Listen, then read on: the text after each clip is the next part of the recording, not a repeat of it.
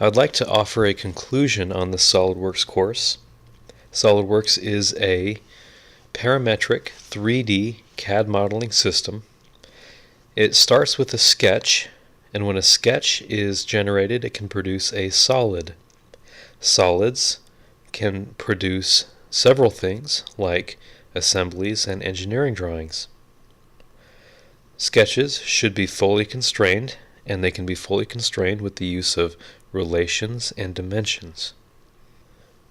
Sketches can utilize patterns like circular and linear patterns.